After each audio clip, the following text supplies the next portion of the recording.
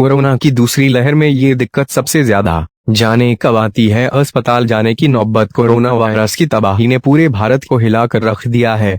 मरीजों की बढ़ती तकलीफ के बीच अस्पतालों में आईसीयू बेड और ऑक्सीजन की कमी भी बड़ी चिंता का विषय है।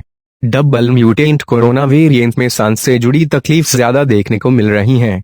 हालांकि एम्स के डायरेक्टर डॉक्टर रणदीप गुलेरिया खुद ये बात कह चुके हैं कि सभी मरीजों को ऑक्सीजन थेरेपी देने की जरूरत नहीं है। इसलिए ऑक्सीजन सैचुरेशन के साथ साथ ये समझना भी जरूरी है कि एक मरीज को किन हालातों में अस्पताल की तरफ रुख करना चाहिए। क्या है ऑक्सीजन सैचुरेशन? ऑक्सीजन सैचुरेशन फेफड़े और तमाम अंगों तक जाने वाले खून के ऑक्सीजनेटेड हीमोग्लोबिन का लेवल है, जो परसेंटेज में पता लगता है। ये बॉडी फंक्शन को ढंग से चलाने में मदद करता है। रीडिंग में इसका 94 से ज्यादा लेवल खतरे से बाहर होने का संकेत है। डॉक्टर्स कहते हैं कि कोरोना होने पर शरीर में ऑक्सीजन की तेजी से कमी आ सकती है।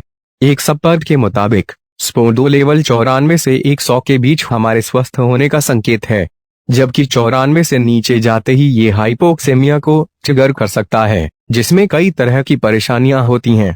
अगर ऑक्सीजनेटेड हीमोग्लोबिन का लेवल लगातार 90 के नीचे जा रहा है तो ये खतरे की घंटी है। आपको तुरंत मेडिकल सहायता की जरूरत पड़ेगी। Intensive oxygen support. सांस फूलना, छाती में दर्द या सांस में तकलीफ शरीर में ऑक्सीजन के प्रभावित होने का संकेत है। कुछ मरीजों में ऑक्सीजन लेवल के अचानक गिरने से उनमें रेस्पिरेटरी इंफेक्शन की शिकायत हो सकती है और तमाम अंगों व रेगुलर फंक्शन पर भी बुरा असर पड़ सकता है। शरीर में ऑक्सीजन की कमी और सांस में तकलीफ को एक हद तक घर में प्रभावी ढंग से रोका जा सकता है। इसके लिए हॉस्पिटलाइजेशन की जरूरत नहीं है। बहुत ज्यादा हालत बिगड़ने पर ही रोगी को अस्पताल ले जाएं। 91 से नीचे ऑक्सीजन। यदि शरीर में ऑक्सीजन 95 से ऊपर है तो घबराने वाली बात नहीं है। अगर ऑक्सीजन का लेवल 91 से 94 के बीच है तो उसे लगातार मॉनिटर करने की जरूरत है। लेकिन अगर ऑक्सीजन लेवल 1 से 2 घंटे तक लगातार 91 के नीचे जा रहा है तो आपको तुरंत मेडिकल सहायता की जरूरत है। चेहरे या होंठों का रंग। कोरोना वायरस के कॉमन लक्षणों को लेकर लगभग सभी लोग जागरूक हैं, लेकिन इसमें कई ऐसे छिपे हुए लक्षण भी हैं जो लोग नोटिस नहीं कर पाते हैं। होठों पर नीलापन और चेहरे का अचानक से रंग उड़ना ऐसे ही लक्षणों में गिने जाते हैं। स्किन या होठों का अचानक से नीला पड़ना सियानोसिस की पहचान है। खून में ऑक्सीजन की कमी होने पर यह दिक्कत होती है। हेल्दी ऑक्सीजनेटेड ब्लड से हमारी स्किन को लाल या गुलाबी ग्लो मिलता है, इसलिए ऑक्सीजन कम होने पर ऐसे लक्षण दिखते हैं। छाती या फेफड़ों में दर्द। कोरोना मरीजों में ऑक्सीजन लेवल अचानक से गिरना खतरनाक हो सकता है।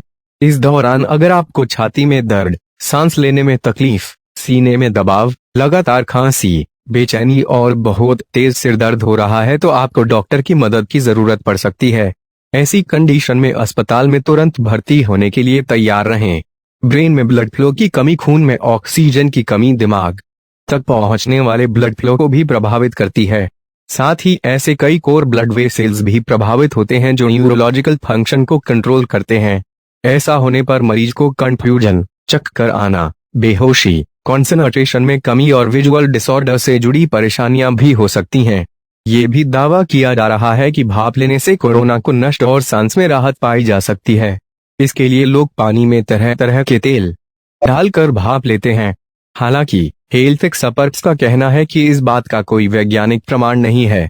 हेल्थ एक्सपर्ट्स का कहना है कि लगातार भाप लेने से गले और फेफड़े से बीच की नली को नुकसान पहुंच सकता है, जो कोरोना के लक्षणों को और गंभीर बना सकता है।